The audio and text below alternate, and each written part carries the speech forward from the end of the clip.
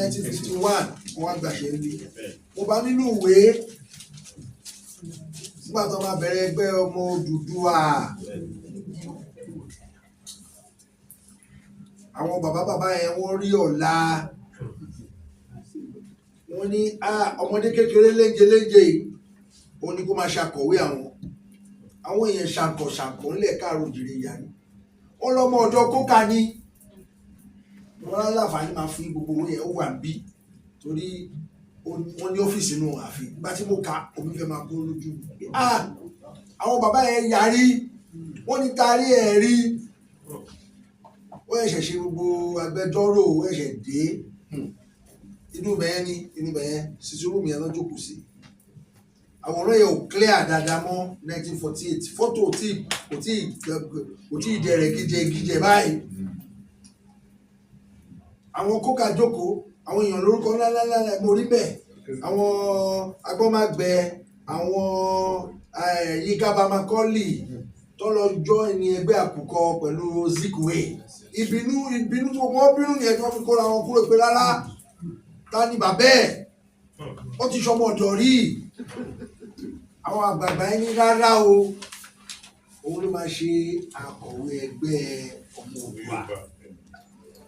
ibi tó ti bẹ̀rẹ̀ nìyẹn o tó dẹ̀ di pé ó di wọ́n gbé tí ó yí sí action group tó yí sí Afẹ́nifẹ́re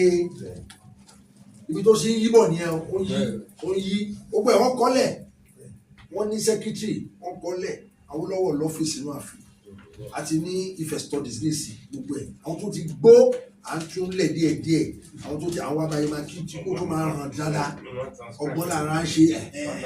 gbogbo ẹ̀ là ń ṣe. Àpèjúwe àwọn ọmọ káàárọ̀ òjìrè nìyẹn mo dúpẹ́ lọ́wọ́ gbogbo yín ẹ̀kọ́ àdúrótì general mo gbọ́ lọ́dọ̀ yín o fájọ wà bàbá yóò fi mí lẹ̀ lórí ìtẹ́ yìí tí ìgbín bá fa ìkarahun wá tẹ̀lé bóyá èmi nìgbín ni bóyá àwọn ìkarahun mi tiẹ̀ ní àjọ lórí àṣà àjọ ń yí pọ̀ bó ṣe dàgbà tó yìí àgbáyé adalẹ́ o wá kúrò báyìí wá ní àwọn fẹ́ wá bá mi jẹ lunch òdìdó lókèrò wà tí àwọn rèé wá kúrò níkàlẹ̀ ó ní gbirigbiri ó ní gbè ìgbà míì tó bá rí mi lórí aago àwọn ń bọ̀ ń bí ṣá ilé àwọn rèé bàbá ẹ ti ń wá ìlú náà máa wá sí ìkàlẹ̀ wọ́n ní rárá kò tí ì fi wá lójú àná wá tí wọ́n ìgbà tí mo wá kálẹ̀ ojú àti ìlú náà fún wa gbàdé mo dúpẹ́ lọ́wọ́ yín General Abájọwà ẹ bá mi pàtẹ́wọ́ fún General ara yẹn máa jí pépé ni mo dúpẹ́ lọ́wọ́ yín ẹ kú ìfọmọnìyàn ṣe ẹ kú ìfàgbà ṣe gbogbo yín lọ́tún lósì ọba àrò mo kí yín ẹ ṣe gbogbo àjọṣepọ̀ wa Ọlọ́run lóbi máa rí àwọn bá mi dúpẹ́ lọ́wọ́ yín orí àkókò gbogbo yín náà ni mo rántí akọ̀wé Ondo State amọ̀ra dáadáa gbogbo yín mo dúpẹ́ lọ́wọ́ yín ò ṣe pàápàá jùlọ ẹ kú àdúró ti ààrẹ orílẹ̀-èdè wa ẹ kú àdúró ti ààrẹ orílẹ̀-èdè wa Ọlọ́run tó gbé wọn débẹ̀ lè ti dúró tì wọn ò lè gbàgbé wọn mọ́ lórí ó lè mọ̀ pé tún ti lọ kí wọn láìpẹ́ yìí ní ìlú Àbújá orí ìlú wa gbogbo ìgbà àwọn máa dùn ẹ má jẹ́ àfàdúrà sílẹ̀ ká máa gbà á kí gbogbo nǹkan tó lè kọ́lọ́ fún wa mú kóró dáadáa kí Ọlọ́run kó dá ìgbà kó dá padà ẹ̀yin àgbààgbà ilẹ̀ káàárọ̀ oòjíire ẹ̀yin àgbààgbà Afẹ́nifẹ́re ojú ò mà ní tiwa ojú ò ní tiwa ojú ò ní tiwa àtúbọ̀ tún ṣòkò tó wá ṣọ́ọ̀ṣì torí pé Ọlọ́run Olódùmarè ló gbé wa ló kà wá yẹ ló gbé wa ga tẹ̀ tún dìde pẹ̀fẹ́ wá kí mi ní ètò mo ṣe lórí tẹ̀ tó jẹ́ pé tẹ̀ láéláé di ọjọ́ fún wọn ní lórí tẹ̀ yìí ó wà ní ọ̀sẹ̀ fá. Ọlọ́run ló máa rìn lókè Ọ̀ọ̀ni Ọ̀jájá ẹlẹ́ẹ̀kejì ó yàtọ̀ sí Ọ̀ọ̀ni Ifẹ̀ ọ̀tọ̀ ni o ìyá àwọn èèyàn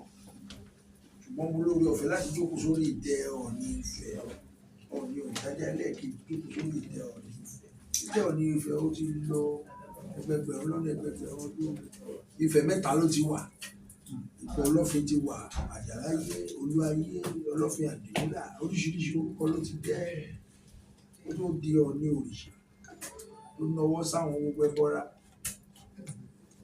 gbogbo yín ẹ ṣe púpọ̀ ẹ̀yin olúwe ìròyìn ẹ ṣe náà o púpọ̀ àdúró tì lọ́tún lọ́sì nǹkan dáadáa tí Afẹ́nifẹ́re ń ṣe nǹkan dáadáa tí ìjọba ń ṣe tí ààrẹ orílẹ̀-èdè wa ṣe olùdarí wa bàbá àkọ́kọ́ nílẹ̀ Nàìjíríà ní orílẹ̀-èdè Nàìjíríà ẹ̀yin náà gbé síta iṣẹ́ gbogbo nǹkan tó jẹ́ pé kùdìẹ̀ káàtó kùdìẹ̀ náà lè máa fẹ̀ lójú fẹ̀ nínú yẹ kí a fẹnu àgbẹ̀mọ́ra là ń pè tèmi dire ọ̀rọ̀ gbogbo yín Ọlọ́run máa bá mi lọ́ra ẹ̀ ṣe kú àdúró tì ẹ bá mi kí bàbá Fáṣọ̀rántì èmi náà yọjú sí wọn l'Ákúrẹ́ yọjú sí wọn lákòótọ́ mo fẹ́ rọ̀ yín ẹjọ́ ẹ má jẹ́ ká fi ààrẹ orílẹ̀-èdè wa sílẹ̀ lọ́wọ́ ló ń fi ààrẹ kẹ́ wa ilé ìmọ̀ọ́mọ̀ bá lọ bókè òkè abálẹ̀ mú bẹ́ẹ̀ yẹn yọjú sí wọn lẹ́ẹ̀kọ̀ọ̀kan yẹn tún lọ ẹ yọjú sí wọn ẹni téèyàn bá jarun pálù lèèyàn máa ń rí ẹ má wá wò wọn lókèèrè ó lè le láti rí wọn ẹ máa gbìyànjú lọ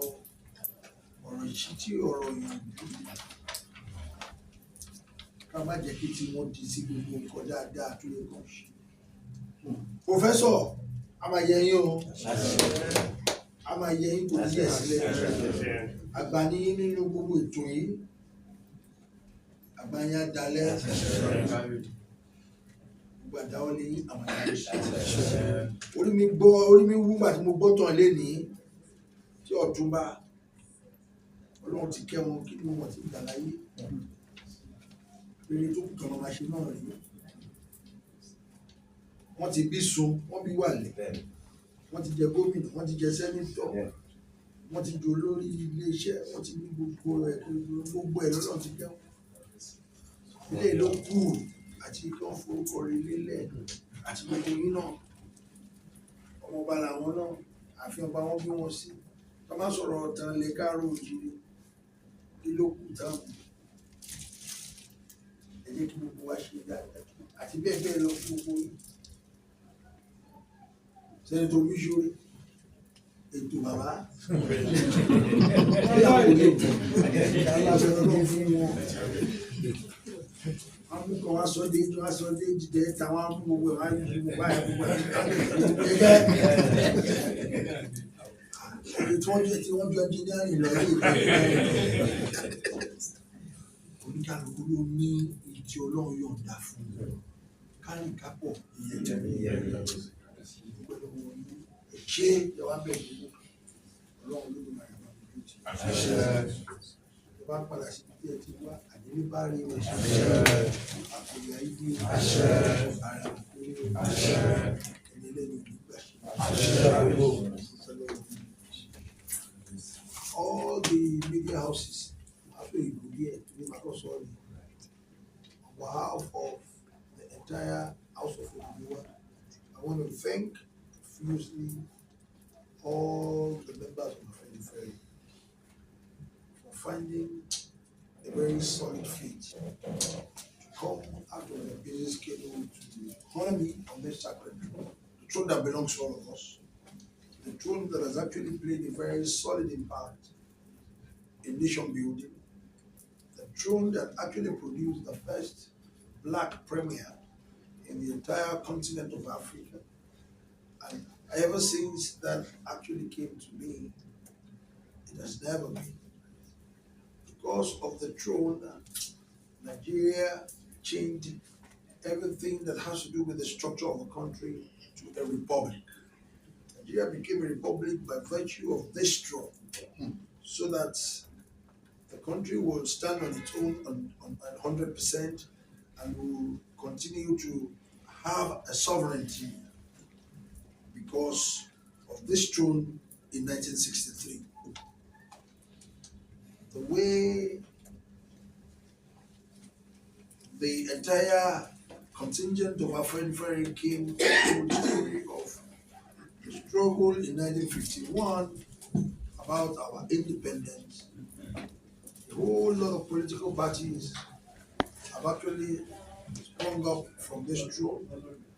all the way from a social gathering of elders called Ile-Ife, which dovetailed to action group, eventually dovetailed to Nigerian United Party of Nigeria, UPN, and so on and so forth. And also, so many political parties that have actually came out of Afenifere. You know the struggle of Afenifere during MQ and Abiola struggle. You know the unity Afenifere worked on for our current president, President Bola Ahmed, very solidly during one of the challenging moments of this country. Everybody was very powerless, we couldn't do a lot of things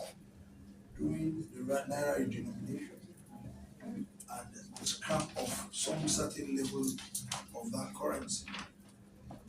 Afenifere members stood solidly behind unity, and it worked. I remember in Ibadan then, and to the glory of God, they are still rock solid, and I'll continue to appeal that please, we shouldn't leave our president, the father of the nation. We should continue to support him. We should continue to actually complement his efforts to make things work in our country. It's your product. It's the handiwork of all of us. We should continue to support this cause. On this note, I want to thank you for coming around and holding you. And God bless you and bless all the works of